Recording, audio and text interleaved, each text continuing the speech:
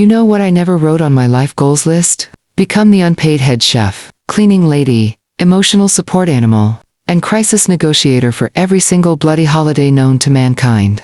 And yet here we are. For the last 8 years, 8, mind you. Not that I'm counting, I've been the designated hostess for every major holiday on the Gregorian calendar. Thanksgiving, even though we're not American. But apparently, we celebrate it now, because Pinterest said so. Christmas, Easter, some hybrid thing my son invented called because apparently you must have a vegan flatmate over. All of it.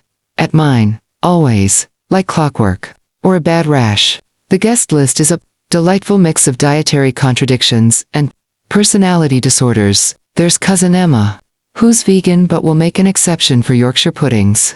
Then there's gluten-free Jeff, who insists on bringing his own quinoa loaf like it's a hostage situation. And of course, my personal favorite, the child who only eats dinosaur-shaped chicken nuggets and screams if they're facing the wrong direction on the plate. A Michelin star crowd, really? And why is this circus held at my house, year in, year out? Well, because my darling son, the one I pushed out of my body during a heat wave in 1991, married a woman who refers to her kitchen as her stress-free sanctuary, which, translated from passive-aggressive wellness blogger to real life, means she doesn't bloody cook. Oh, she curate a grazing board, which is code for dumping hummus in a bowl and fanning out crackers, like she's auditioning for a lifestyle magazine that only exists on Instagram. The rest, left to me. The turkey, the stuffing, the 8 side dishes to appease every obscure allergy and food philosophy. I'm basically Gordon Ramsay in menopause. And you know the worst part? They all act like I live for this. Like I wake up on Boxing Day and start brining the next year's ham out of sheer joy. As if I don't have other hobbies. Which okay, I don't. But that's beside the point. The emotional cherry on this anxiety pavlova. No one actually offers to help. Oh no. They just appear like seasonal parasites, smiling, empty, and full of unsolicited opinions on my gravy consistency. But I kept doing it, year after year. Because somehow, in this twisted little family drama, I never auditioned for. I became the glue. The catering glue. The gravy boat of emotional cohesion. Holding it all together with cranberry sauce and passive rage. And maybe, just maybe, I thought if I kept hosting, they'd keep showing up. And if they kept showing up, I'd get to see the grandkids. And if I got to see the grandkids, maybe the crushing loneliness of being a 60-something woman, whose entire family treats her like a festive utility, might sting a little less. Spoiler, it didn't. Now let's be honest, because what else is left when your filter died somewhere around 2019 menos? It didn't keep doing the whole holiday extravaganza, because I'm some sort of Yuletide martyr with a gravy boat and a dream. No, love, I did it for one reason. The grandkids, that's it. The tiny, sticky-fingered cherubs, who still think I'm some magical cross between Mrs. Claus, Mary Poppins, and a vending machine. They'd barrel through the door like caffeinated reindeer, faces lit up like the Blackpool shrieking Grand's house, as if I were some sacred seasonal deity, with a biscuit tin and fully functioning plumbing. And I mean fair play, I'm the only one in the family who can manage to run a bath without the pipe screaming like a Victorian ghost. They associate my house with proper Christmas. We're talking real tree, real food, real toilet paper. You know, the soft kind. Not the scratchy nonsense their mum buys because it's bamboo and ethically sourced. They come for the good cookies. And yes, I do make the good cookies, none of that oat flour. Sugar-free, emotionally vacant crap. I use actual butter, actual sugar, and just enough cinnamon to taste like childhood trauma and seasonal cheer. My youngest granddaughter once told me my house smells like Christmas and hugs. I almost cried into the mulled wine. I mean, I didn't. But I almost did. And for me, that's practically a breakdown. And if I had to keep being the unpaid entertainment committee just to see their little faces glow like Poundland fairy lights, fine, I'd do it. I'd host it all. I'd endure the chaos, the endless washing up, the in-law politics, the side eyes over my old-fashioned views on gift, i.e., that gifts should be wrapped, not sent via email in the form of an NFT. Because here's the uncomfortable truth. No one likes to say out loud anymore. The holidays are no longer about joy. They're not even about family, really. They're about damage control, emotional maintenance, making sure the kids don't grow up thinking Christmas is just another Sunday. with hummus and judgment. So yes, I leaned into the Mrs. Claus act. I played the part. I kept the peace with pigs in blankets and passive-aggressive mince pies. I smiled while the adults squabbled over board games and parenting styles. And I made sure the kids felt magic, even if I was running on caffeine and suppressed resentment. It was exhausting, but it mattered, because when you're a grandmother, in this modern chaos of blended families, parenting blogs, gluten intolerance, and Instagram-worthy your main job is to be the memory maker. You get one shot at becoming the person your grandkids will remember fondly when they're 40 and emotionally scarred. So yes, I played Mrs. Claus, but not the soft, twinkly kind. Think more. Middle-aged woman on the brink, who will fight you over the last quality street and still make a perfect roast, while questioning every life choice that brought her here. And then brace yourself, pour a stiff drink, maybe grab a biscuit to cry into my daughter-in-law, accused me of using her. Yes, using her. Apparently I've been emotionally manipulating my son's wife, subtly coercing her, the poor lamb, into bringing my grandchildren over at Christmas. How? By cooking an entire holiday meal, complete with proper centerpieces coordinated, napkin rings, and more food than your average cruise ship buffet. Because nothing says sinister agenda, quite like a roast gammon, and a color-coded seating chart does it. Now, I would have laughed truly, but it was sent via the family group chat, so I couldn't even fake a chuckle. Just sat there staring at my phone like it had insulted my gravy. Let me paint the picture. It's 8:07 a.m. on a random Tuesday. I'm still in my dressing gown halfway through my second cup of tea, when bam, there it is. A message from Louise, yes. She has sparkles and leaves in her name because of course she does, saying she feels pressured and emotionally manipulated to bring the kids over to mine at Christmas. Apparently my festive spirit is toxic. My traditions are overwhelming. And my personal favorite, my expectations are incredibly draining. Will ill tell you what's draining. Louise trying to remember who's gluten-free, who's off sugar, who's suddenly and who will cry if there are scented candles on the table. That's draining, my love, that's soul erosion. But sure, I'm the villain here. Because I dared to put together a proper meal with matching cutlery and enough mashed potatoes to feed a medium-sized cult. She went on and, I do mean on about how it's not fair for me to assume they'll attend, just because I'm hosting, as though I'd been setting bear traps, made of turkey and sentimentality. And of course, she peppered the message with little disclaimers like, I'm not trying to cause drama, and just being honest. Which, as we all know, is modern code for, I'm about to cause drama while pretending I'm not the one lighting the match. She ended the message with a beautifully condescending line. We just want to reclaim our peace this year. Reclaim their peace. As if I've been waging psychological warfare from behind the stuffing dish. And there it was. All my efforts, years of cooking, cleaning, decorating, buying extra chairs, letting her vegan cousin sleep in my guest room, even though she snores like a tractor, reduced to a manipulative ploy for attention. I wanted to scream, I wanted to hurl my phone into the trifle. But instead, I sat very still like a woman who's just realized the war she's been fighting is not hers, but one assigned to her by someone who thinks hummus is a personality trait. So yes, that's when it hit me. Apparently it's now considered controlling to want your family around for Christmas dinner. Apparently, I'm a narcissistic matriarch with a gravy boat and a guilt complex. And apparently, all it takes to be cast as the villain in your own life story is a centerpiece with pine cones in it. So just when I thought the group chat debacle had reached peak awkward, when I foolishly believed we might all pretend it never happened and quietly move on like emotionally constipated adults, she sends me a private message. Now I say message, what she sent was less of a text and more of a manifesto.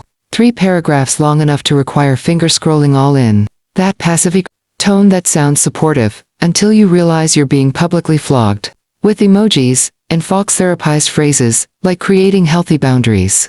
It starts with hi, just wanted to gently explain where we're coming from. Ah yes, gently, like emotional waterboarding with a scented candle. Paragraph 1 was all about how holidays have become a bit overwhelming, and how she feels. I sent her everything around my own preferences, which is rich coming from a woman whose idea of a Christmas spread is a tray of frozen appetizers from Trader Joe's, and a bottle of kombucha that tastes like disappointment. Then she really ramps it up in paragraph 2, that's where she hits me with the classic. We're trying to create a more peaceful environment for our family this year, one that doesn't Rely on external expectations. Translation: we want to stay home in our pants, microwave some cheese balls and not deal with you, Brenda. She describes their new plan as a cozy no-pressure day focused on joy, which is apparently code for sitting on the sofa, in matching loungewear, while ignoring their children and eating beige food off paper plates, like it's the dystopian Christmas special of Black Mirror. And paragraph 3. Paragraph 3 is where she really lets her therapist flag fly. She explains that my tradition of putting effort into holidays, the cooking, the decorating, the preparing actual food groups has become more about obligation than connection. Obligation. God forbid I bake a pie because I care. How oppressive of me. She ends with a cheerful closer. We hope you understand and that you can also find peace this holiday season. Peace, peace. She used the word peace 4 times. Apparently, peace is the hill she's chosen to die on, right next to a frozen spinach puff and a scented diffuser from And the thing is, I almost replied nicely. I almost took the high road. But instead I stared at my phone like it had personally betrayed me and thought, right, so in the villain in the Christmas story now, in the ghost of over Grandma's past. Let's be real, it wasn't about the turkey or the centerpiece, or even the napkin rings, which, by the way, match the candles. You're welcome. It was about the fact that someone rewrote the family narrative, and cast me as the emotionally clingy matriarch with a gravy addiction. And maybe I am.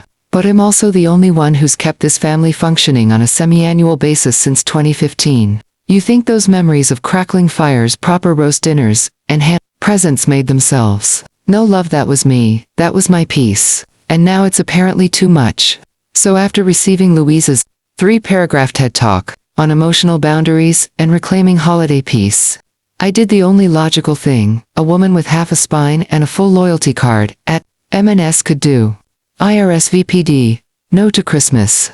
At my own house. Yes, you heard that right. I declined my own event. I uninvited myself. I told them all via group chat, naturally, that I wouldn't be hosting Christmas this year because I was going to find myself. And let me tell you, the silence was immediate and deafening. Like a tumbleweed rolled across the Wi-Fi. I wrote, and I quote, taking a break from tradition this year to focus on self-care and personal growth. Wishing everyone a joyful holiday, in whatever form that takes. Now, this was obviously code for enjoy your Aldi cheese balls and spiritual detachment. I'm off to drink cucumber water in a robe that costs more than your air fryer. Because yes, I booked a spa trip, Sedona, 5-star, no screaming toddlers, no emotional landmines disguised as holiday crackers, no one asking where I keep the vegan gravy granules. I don't, obviously. I'm not a magician. Picture it. While they were all standing around, a half-defrosted turkey Googling how to remove giblets without crying, I was lying on a heated table being spiritually unblocked by a woman named Meadow. She placed hot stones on my back and told me to release ancestral tension. I said, love. I just dropped 3 generations of passive Christmas trauma in one group chat. I think I'm ahead of you. I spent the entire holiday in fluffy white robes that made me feel like a benevolent ghost. I drank green juice that tasted like lawn clippings but promised cellular renewal. I didn't lift a single gravy ladle. I didn't wash a single pan. I didn't pretend to enjoy gluten-free stuffing. Meanwhile, back at home, aka the house, I didn't even lend them because I'm not that generous when scorned. They scrambled to organize something low pressure. From what I heard, because obviously I have my sources. They forgot napkins, dropped a casserole on someone's foot, and ended up watching Shrek 2.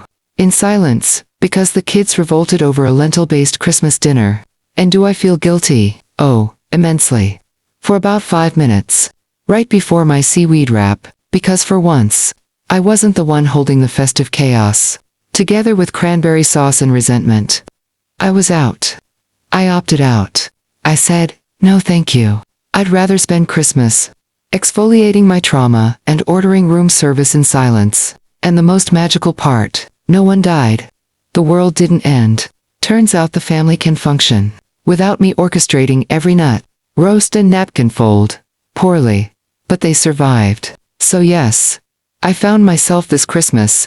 Turns out, she was at a desert spa, wearing a 70-pound sheet mask, and listening to a playlist called Healing Frequencies for Bitter Women. Bliss. Now I wasn't trying to ruin Christmas. I just wanted to remove myself from the emotional hostage. situation previously known as the holidays. But apparently, when Grandma bails, the entire production crumbles like one of Lewis's gluten-free scones, dry, confused, and fundamentally inedible. It started as all Modern Family collapses do in the group chat. Christmas plan pinged in from my son 24 hours before Christmas Eve. Like it was just dawning on him that turkeys don't self-rest inside. Dishes don't materialize via osmosis. Now let me remind you, this is the same son who once told me I take holidays too seriously. This is the man who married a woman who thought stuffing came in a can. A can, mind you. Like it's soup, like you peel back the lid, plop it in a dish, and call it a day culinary terrorism. So when he messaged me not with an apology, mind you, or a thanks for the last decade of service, but with, do you have a backup plan? As if I were MI5 with a secret contingency for when his wife's Pinterest vision goes to hell. I sent back the number to a local diner and a praying hands emoji. Because at this point, passive aggression is my native language. He replied, "Mom, are you serious right now?" And I thought, darling, I have never been more serious. I'm sitting in a fluffy robe, sipping spa, cucumber water that tastes faintly of regret, and you want me to whip up a plan. B from 800 miles away. You wanted peace. This is peace. It just comes with a side of chaos you now have to manage. Meanwhile, the group chat descended into chaos. Louise starts frantically suggesting low-key ideas, which is code for we have nothing defrosted, and I might cry. Someone suggested a potluck, which, as you can imagine, went down like a lead balloon. No one trusts each other's hygiene that far. My eldest granddaughter chimed in with, "Can't we just go to Nana's like always?" I almost unclenched for a second. But no, I stayed strong. My inner peace had just had a seaweed wrap, and I wasn't about to sacrifice it for soggy sprouts and intergenerational trauma. Apparently Louise had a vision of a wholesome minimalist Christmas, the sort where people sit on mismatched floor cushions and pretend hummus is festive. But turns out when you take me out of the equation, the only thing that gets roasted is everyone's patience. From what I gathered later, I got the highlights through a cousin who still has a sense of humor. They ended up burning the nut roast, crying over a collapsed pavlova, and ordering takeaway curry by 8:45 p.m. Nothing says traditional holiday joy like a chicken tikka and a bottle of barefoot musk. Meanwhile, I was getting my feet wrapped in paraffin wax by a woman named Zuzu, who told me I had blocked joy centers. I said, "No, darling, that's just family." So yes, the holiday group chat imploded. And while they sat in a house that smelled vaguely of scorched quinoa and broken dreams, I slept like a woman who finally knew peace. Wrapped in a spa blanket, wearing a sheet mask, and not one single glittery napkin ring in sight. So after the disaster that was Christmas, without Mom, complete with emergency curry crying toddlers and something called a meditation circle that apparently ended in a minor screaming match, the family decided it was time to reconnect. And by reconnect I mean, they rang me individually, too passive, aggressively throw guilt, like it was confetti at a breakdown party. First came my daughter, the other one, the one who usually turns up late, drinks the good wine and leaves with all the leftovers in a bag. She definitely didn't bring herself. She calls me and goes, "Mom, I know you needed a break, but don't you think you made your point?" I said, "Darling, I wasn't trying to make a point. I was trying to preserve my sanity, and possibly my liver enzymes. Do you know how much Pinot I've had to consume to survive the last 8 holiday seasons?" She said I sounded different. Yes, that's the sound of someone who slept for 9 hours straight without anyone barging into the room, asking where the nutmeg is. Then my sister rang. She always likes to pretend she's Switzerland, but with more passive aggression and less fondue. "I just think the family missed you," she said, like I'm some sort of lost dog on a Christmas advert. "You're the glue, love." Ah yes, glue. The kind that's been used to hold together this emotionally unstable IKEA flat pack family for decades. You peel off one corner, and the whole thing collapses into splinters and rage. But my favorite call to peace to resistance came from none other than my ex-husband. The man who once gifted me an electric can opener for Valentine's Day and genuinely didn't understand why I threw it at him. He calls me out of the blue and says, "You've made your statement loud and clear." Oh, have I? Because last I checked I wasn't marching with a sign that said "Down with Christmas." I just didn't fancy another year of being the unpaid emotional concierge to a group of adults who treat me like a seasonal utility. He tells me the family is reeling. I said, "Are they reeling, or are they just mildly inconvenienced that the free food and trauma Sponge isn't available this year. Honestly, I wasn't mad. I was just tired of being taken for granted. Of hosting people who act like showing up is some kind of charitable act. Of smiling through Lewis's salt-free stuffing and pretend laughter while my eye twitches like a broken doll. But suddenly, in the villain in this made-for-TV Christmas drama, the Grinch, Ebenezer Scrooge with better skin. Because apparently self-preservation is rude. Because apparently, the only acceptable version of me is one that's marinating in burnt onions and resentment. What they didn't understand still don't, is that I didn't do this to punish anyone. I did it to survive. To wake up on Christmas Day without a tight jaw, and the vague urge to fake my own death in the middle of peeling parsnips. So yes, the guilt brigade arrived in full force, armed with emotional megaphones and well-meaning concern that felt suspiciously like judgment. Because here's the thing about guilt. It only works if you believe you've done something wrong. And I, dear listener, did not. So picture this. In 3 months post-spa sabbatical, my cortisol levels finally under double digits, and the family's still recovering from the great Christmas collapse of 2024, aka the year everyone realized I wasn't just the hostess, I was the entire infrastructure holding their fragile festive dreams together. And just when I thought perhaps they'd all carry on their merry, delusional way into irrelevance, I get a text from Louise, yes her, the culinary minimalist, the woman who once asked me if you have to cook potatoes before mashing them. She sends me a message that begins with, and I quote, "Hey, we were thinking maybe you'd like to join us for Easter this year. Join us, like I'm some estranged aunt who lives in a converted lighthouse." Then comes the piece de resistance. No pressure, you don't have to cook or anything. Oh, how generous. How noble of her to invite me to an event in my own former kingdom and assure me I don't have to do the thing she once accused me of. What? I nearly dropped my cup of tea. Chamomile, of course, am still spiritually recovering. Now let's be clear.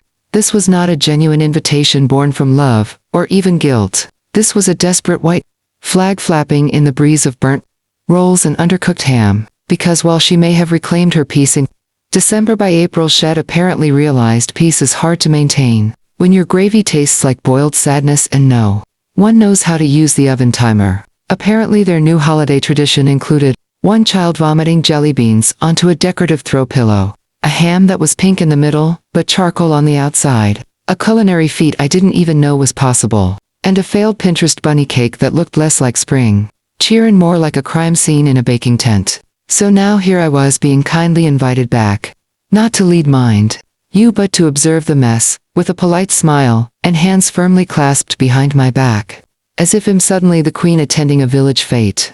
She ends the text with, "Thought it might be nice for the kids to see you again, they've missed you," which I assume is code for they keep asking why everything now tastes like despair.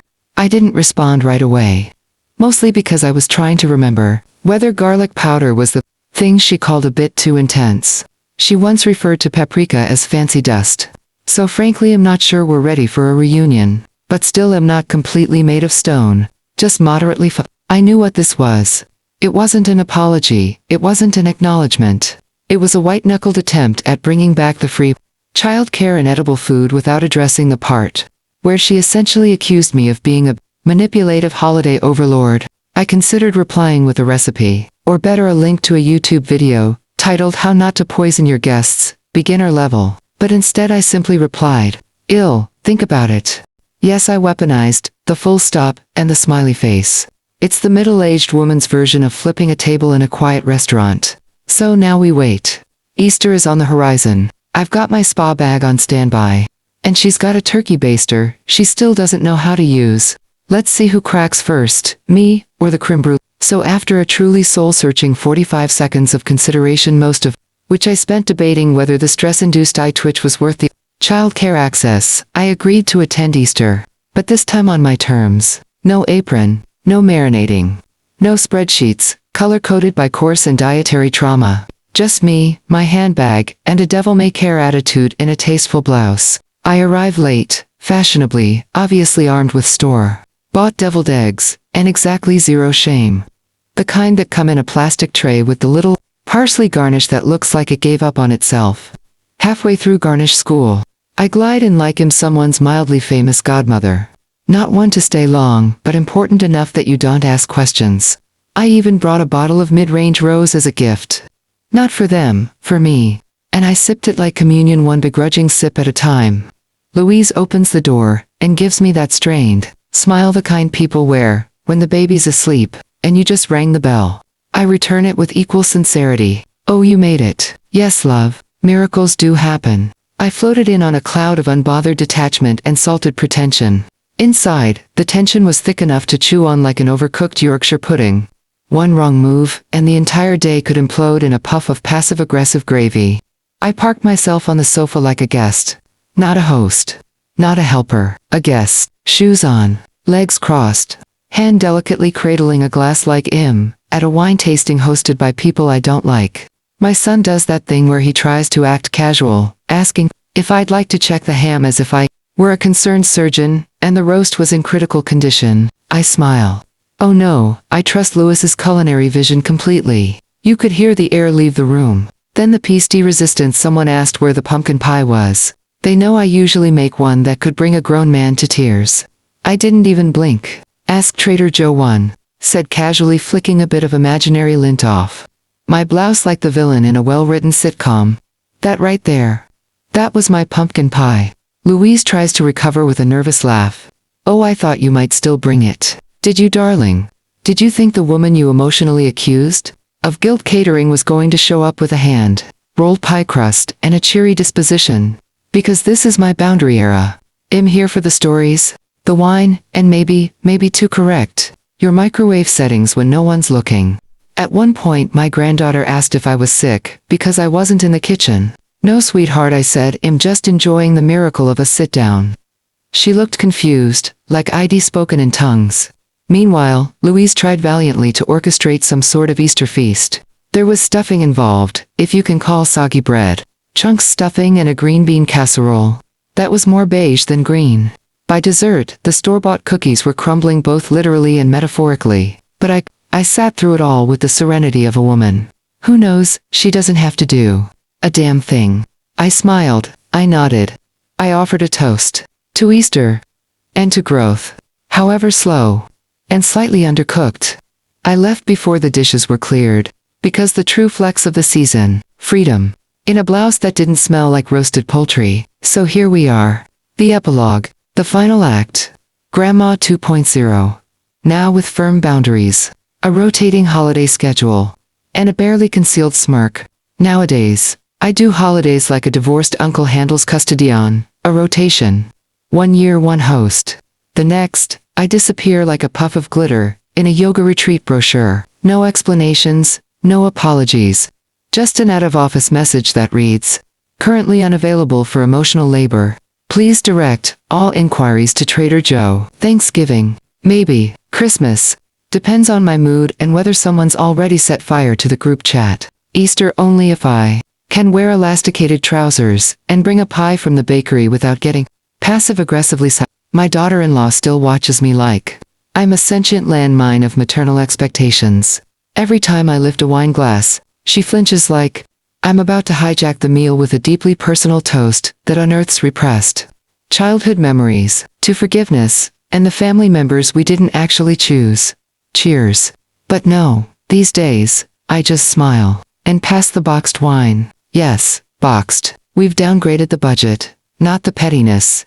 I play my role now like a seasoned actor in a soap opera, dramatically neutral, vaguely intimidating, and always one glass away from saying exactly what I think, but choosing not to, which is worse, frankly. And honestly, it's glorious. There's a strange power in being labeled the manipulative matriarch. Because if I'm going to be accused of emotionally orchestrating the holidays, like a Machiavellian, festive overlord, I might as well enjoy it. At least now I get to do it in cashmere. I'll throw in a cryptic comment here, and they're just enough to keep the suspense alive. Something like, oh, that ham reminds me of 2007, but never mind, let's not stir the pot. Then I sip my wine slowly, and let the tension marinate like an overbrined turkey. The kids are older now. They've stopped expecting me to make everything perfect.